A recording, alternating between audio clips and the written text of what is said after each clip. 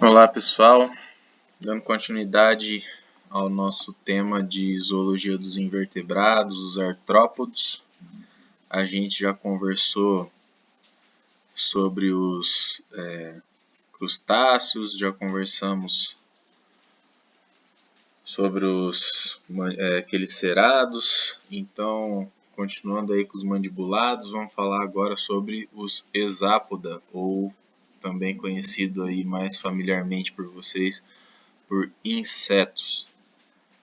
Dentro desse grupo dos insetos, a gente tem insetos, na sua grande maioria, com asas, mas também há aqueles que não são alados primitivamente, tá? Os Aptera. E estão animais que são bastante conhecidos do nosso convívio, né? Eu pus alguns exemplos aqui nessa primeira página, por exemplo, a barata, muito querida por todo mundo, principalmente pelas mulheres. Outros insetos como a esperança, besouros, né? Louva-a-Deus, a famosa tesourinha, ou as libélulas, colêmbulos, né? São grupos de inseto que alguns provavelmente já tiveram contato e que estão bastante presentes na nossa vida. É um grupo relativamente antigo. Os primeiros registros fósseis datam do Devoniano, aproximadamente 390 milhões de anos atrás. E como esses animais têm um exoesqueleto impermeabilizado, o registro fóssil é possível e eles aparecem nesse registro fóssil. Inclusive, todo mundo que já assistiu Jurassic Park deve lembrar que os dinossauros vêm lá de um mosquito que estava fossilizado em âmbar, né? Que é o caso desse mosquito aqui, certo? Lembrando então o nosso cladograma, a gente está falando aqui do subfilo Hexápoda. O subfilo Hexápoda é dividido em duas classes, que é a Entognata, que são insetos muito pequenininhos, já são mais difíceis de vocês terem vistos.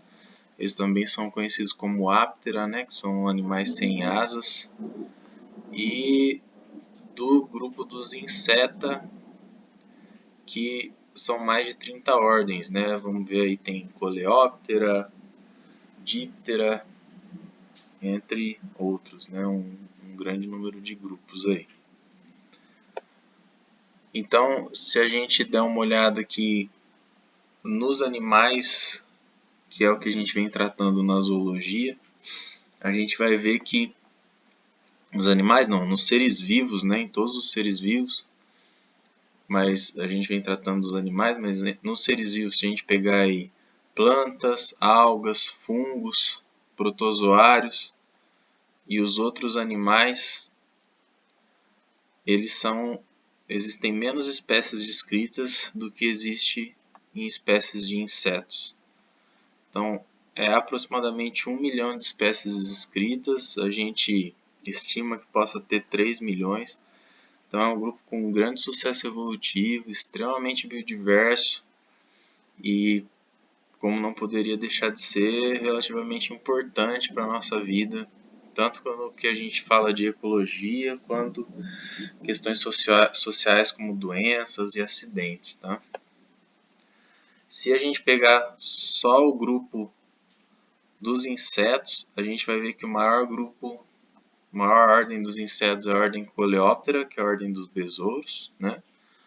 A segunda maior ordem é a ordem Lepidoptera, que são as borboletas, lepidoscamas, pteroasas, né? Cóleo, estojo, pteroasas. Depois a gente vai falar dos Hymenoptera, que são os insetos como abelhas e formigas, que têm asas membranosas. Os Diptera, que são as moscas e mosquitos. E aí a gente vai diminuindo o tamanho dos grupos como os Hemiptera, que são os percevejos,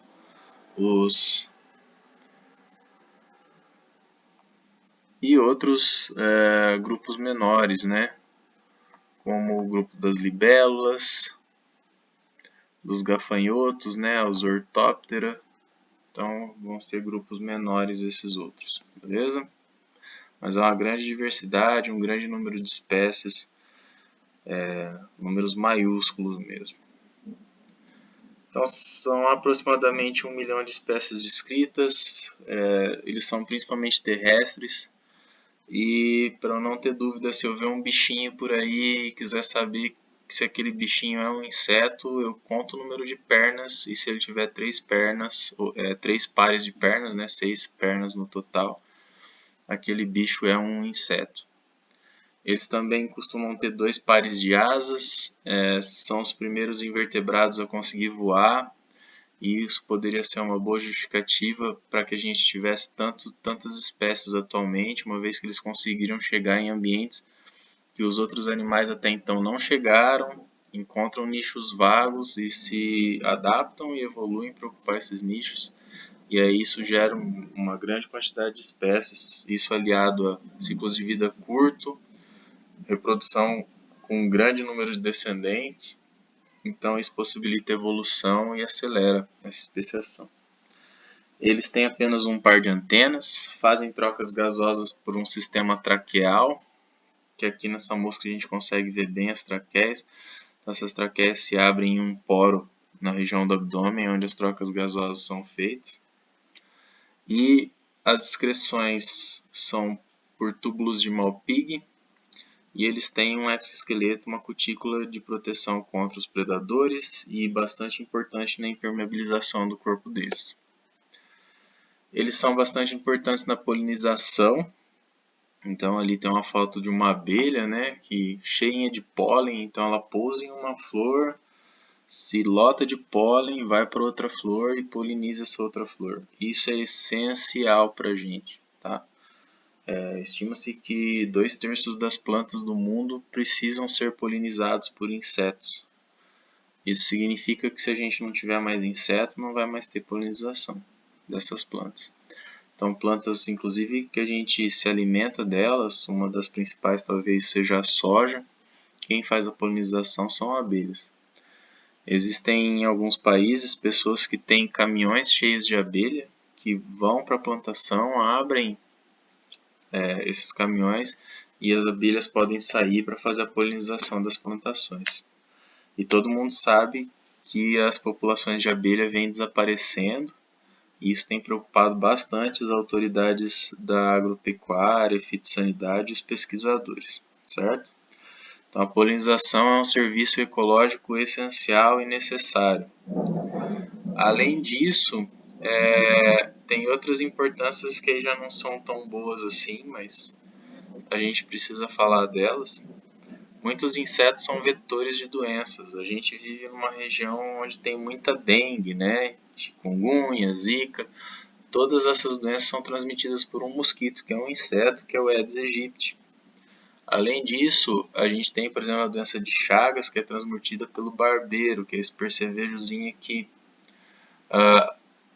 Existem outros insetos que são pragas na lavoura e na pecuária, por exemplo, a cigarrinha da pastagem, que perfura os caules das gramíneas de pasto e acaba secando essas gramíneas, ou brocas, né, como por exemplo a broca da soja, ou até, por exemplo, a mosca do chifre, né, que infesta os bovinos e traz prejuízos para a engorda desses animais, para a conversão de massa, né, que é aquilo que o boi come que vira carne para ser utilizado. Além disso, entre os insetos há alguns animais peçonhentos, né? Até mesmo falando da abelha, que a gente estava falando que ela é muito importante para a polinização, mas a abelha, principalmente essa abelha africanizada, né? Ela tem muitos problemas com acidentes e de pessoas que morrem, né? Nesses acidentes. E está chegando aí no nosso convívio no continente americano uma novidade assim recente, né? 2020 está bem caprichado em novidades, que é essa vespa assassina asiática, né? A vespa mandarina. Essa vespa ela é típica do Japão e não se sabe como, provavelmente em cargas, nos navios e tal, chegou já nos Estados Unidos e já tem relatos de pessoas que morreram picadas por ela. Tem um vídeo rolando na internet de um rato, né, que ela mata um rato em segundos com a picada dela. Então, assim, é uma vespa bastante problemática, bem assustadora, e eu espero demorar bastante tempo para encontrar com uma. Os insetos têm cabeças bastante complexas e se a gente der uma olhada mais de perto na cabeça de um gafanhoto, que é o Bauplan dos insetos, a gente vai perceber que essa cabeça tem muitas peças bucais, né? Tem a famosa mandíbula, afinal de contas são animais do grupo dos mandibulados. Tem maxilas, né, com palpos. Tem o labro que recobre tudo isso e os lábios com palpos labiais. Tudo isso formando a boca de um gafanhoto. Além disso, olhando mais na cabeça, a gente tem um olho composto, tem antenas, sempre um par de antenas, e tem ocelos, tá? A anatomia externa desses animais, o corpo deles é composto por três segmentos principais, né? Três tágmos, são eles a cabeça, o tórax e o abdômen. A cabeça geralmente tem um par de antenas e podem ter um par de olhos compostos e mais alguns olhos simples. O tórax é da onde saem as pernas e as asas.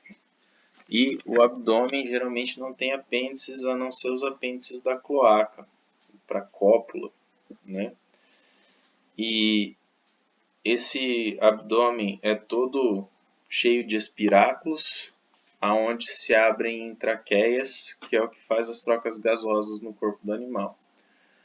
Eles têm 2 pares de asas e 3 pares de pernas. A perna desses animais também é segmentada e é dividida aí em 5 segmentos: a coxa, o trocânter, o fêmur, a tíbia e o tarso. Além disso, a ponta das pernas desses animais é bem especializada e tem garras e adesivos, o que permite que esses animais consigam andar em paredes e até em tetos, né? A gente percebe esses animais andando no teto muitas vezes. O abdômen deles pode ser modificado de acordo com o tipo de inseto que é. O abdômen do gafanhoto é mais longo e com mais segmentos, mas com os segmentos quase todos do mesmo tamanho. No besouro, o abdômen é mais curto e com segmentos mais largos, né? E na formiga, a gente tem um pedicelo e um abdômen com um segmento maior e outros segmentos menores. A antena também é segmentada, ela tem um escalpo, um pedicelo e flagelômeros, e esses flagelômeros formam um flagelo. E essa antena pode ter especializações de acordo com o tipo de animal do qual a gente está falando, né? Podem ser plumosas, podem ser ramificadas, isso vai variar de uma espécie para outra. Então elas podem ter muitas e muitas formas. Por exemplo, pode ser cetácea, como essa A aqui, ou pode ser pectinada, em forma de pente, ou pode ser plumosa. Então há várias formas de antenas e isso varia entre os grupos de insetos. Para voar, além das asas, a gente precisa de um sistema propulsor. E o sistema propulsor dos insetos são os músculos que eles têm no tórax. E esses músculos mexem com todo o tórax para permitir que o animal consiga voar. Eles mudam a grossura, né, a largura do tórax, fazendo com que a asa que está ancorada firmemente ao exoesqueleto consiga bater nesse formato de 8, né? E isso permite que o inseto voe. Bom, aqui tem uma animaçãozinha, né? Vocês conseguem ver como o formato do corpo do animal se modifica para que ele consiga voar, né? Não é simplesmente a asa que se mexe, é todo o corpo do animal. A dieta desses animais é bastante diversificada. Há insetos carnívoros, herbívoros, detritívoros e parasitas. E para cada tipo de dieta, esses animais têm especializações nas suas peças bucais. Por exemplo, o gafanhoto que a gente viu já mais detalhadamente, ele tem um aparelho bucal mastigador. Os pernilongos têm um aparelho bucal picador, sugador, né? Ele perfura a pele do animal e suga o sangue desse animal. E as borboletas têm aparelhos bucais sugadores. Quem já foi em rio deve ter visto borboleta sugando sais minerais e água da margem dos rios ou até em flores, né? Elas colocam essa tromba lá dentro e sugam o néctar das flores. E as mandíbulas podem variar, servindo às vezes só para comer, mas também pode servir como defesa. Quem já se encontrou com uma saúva sabe que apesar de doer na hora a mordida dela, não fica doendo depois, porque a saúva ela não está picando a gente com um veneno, com a peçonha, ela morde com as mandíbulas. E isso faz um furo, né, que dói na hora, mas como não tem um veneno, não tem reação alérgica posterior, né? E são vários os tipos de aparelhos bucais, por exemplo, do mosquito, que pica e suga o sangue, da borboleta, que suga o néctar das flores, e da mosca, que lambe sucos na superfície. Então, a mosca, quando ela pousa no seu alimento, ela está lambendo os sucos do seu alimento. O único problema é que ela pode ter lambido as fezes de um animal antes de pousar no seu alimento. Então, pode ser bastante problemático no que se diz respeito à higiene, por isso que a gente tenta evitar que as moscas pousem nos nossos alimentos. O sistema digestório desses animais também é complexo, é composto de uma boca com uma cavidade bucal e uma faringe que desemboca em um esôfago e esse esôfago em um papo, onde é feito o armazenamento do alimento. Esse papo passa por um proventrículo que desemboca em um estômago que tem secos para fazer a fermentação do alimento. E logo depois a gente entra no intestino, ou proctodeu, com o piloro, aonde estão os túbulos de Malpighi que vão fazer a excreção desse animal, vão filtrar o sangue desse animal e vão jogar as excretas dentro do intestino do animal. As fezes vão para o reto, onde é reabsorvida a água, e depois as fezes saem pelo ânus. Que no caso é a cloaca, né? Porque faz o papel do sistema digestório e do sistema excretor, além do sistema reprodutor. O transporte interno é feito por um sistema circulatório aberto, com hemocele, né? Eles têm coração associado às asas, então o batimento das asas já faz com que o coração bata e o sangue circule, né? E além disso, tem coração ao longo do abdômen, né?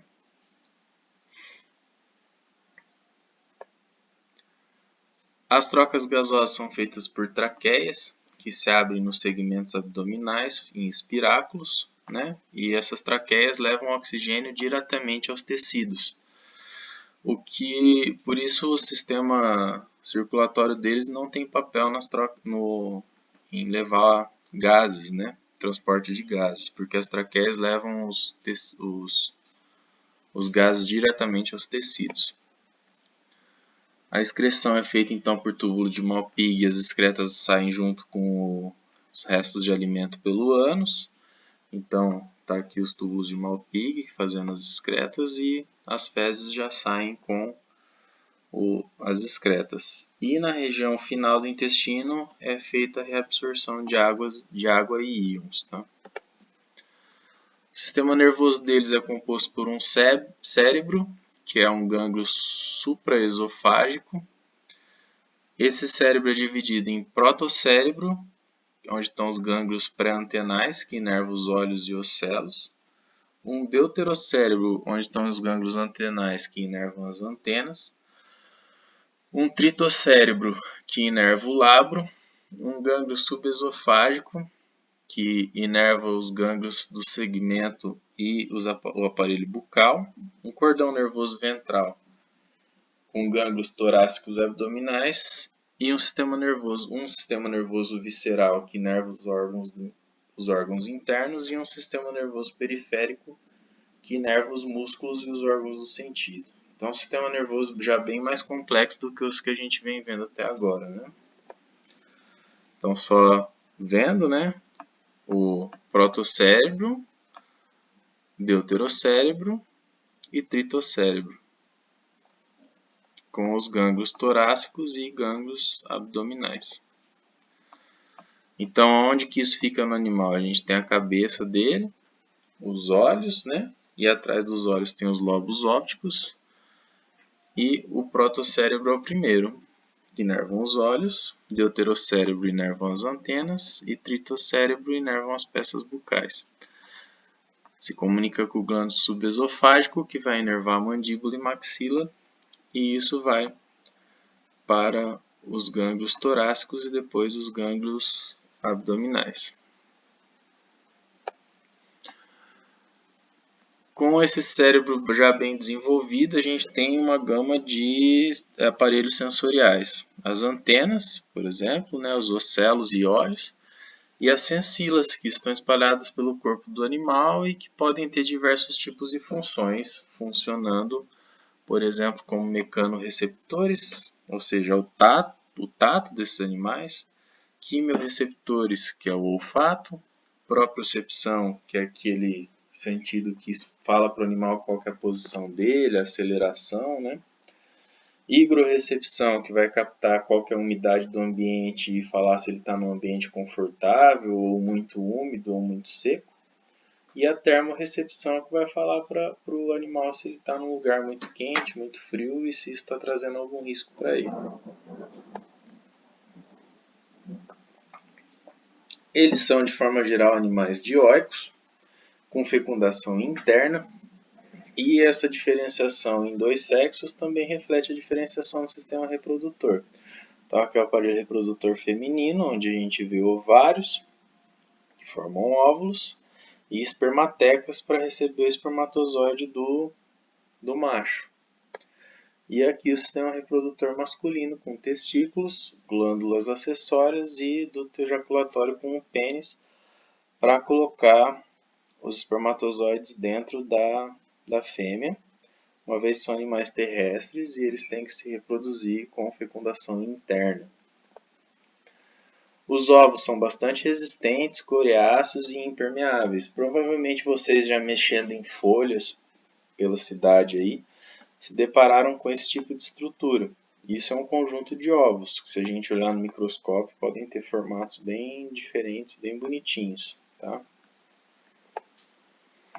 O desenvolvimento deles tem 3 formas.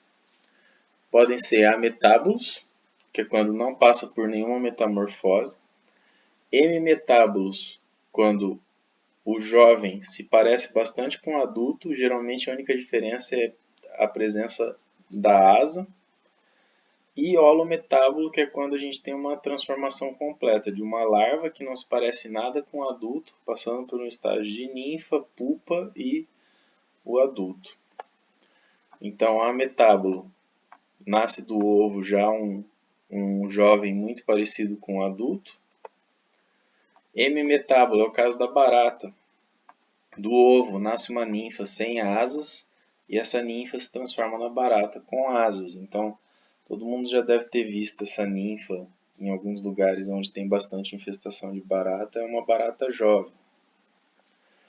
E o holometábulo, onde do ovo nasce uma lagarta. Essa lagarta empupa e da pupa sai o adulto totalmente diferente do jovem. Uma curiosidade sobre os insetos é que tem se estudado bastante e há bastante tempo a possibilidade de usá-los na alimentação. Em muitas culturas isso já é corriqueiro, né? A gente tem no Brasil algumas tribos que costumam comer esse tipo de larva, né? Que dá em taquara ou em coquinhos por aí. Existem também o uso da pupa do bicho da seda como alimentação. Em países asiáticos se consome bastante. E qual que é a vantagem de se consumir inseto ao invés de boi?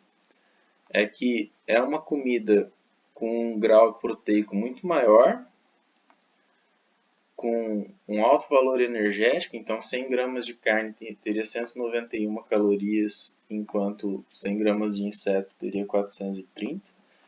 100 gramas de carne, 21 gramas de proteína, enquanto 100 gramas de inseto, mais da metade de proteína. E, além disso, a conversão de massa é muito mais rápido. Então, um inseto para ganhar 1 grama de peso consome 2 gramas de comida, 2 gramas de comida, enquanto uma vaca para ganhar 1 grama de peso tem que consumir 8 gramas de comida. Então seria uma forma de se obter proteína animal mais sustentavelmente, né? Isso parece meio distante da nossa cultura, mas provavelmente se vocês conversarem com os pais de vocês, tem uma grande chance de algum dia na vida deles eles já terem ouvido falar ou já ter comido a farofa de içá.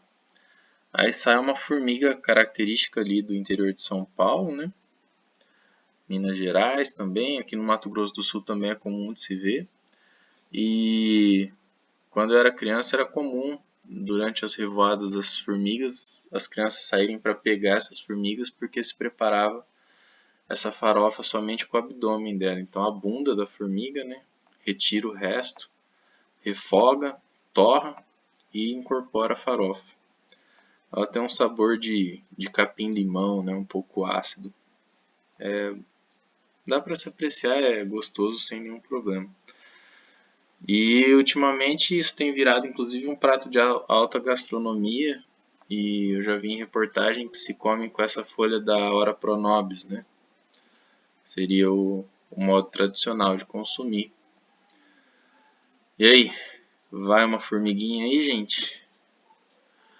Pessoal, vou encerrar aqui os hexápodos. Entre os artrópodos a gente precisa falar dos miriápodos. E aí acabou artrópodos. Depois equinodermos e então os cordados e vertebrados. Beleza? Um abraço a todos e fiquem em casa. Tchau, tchau.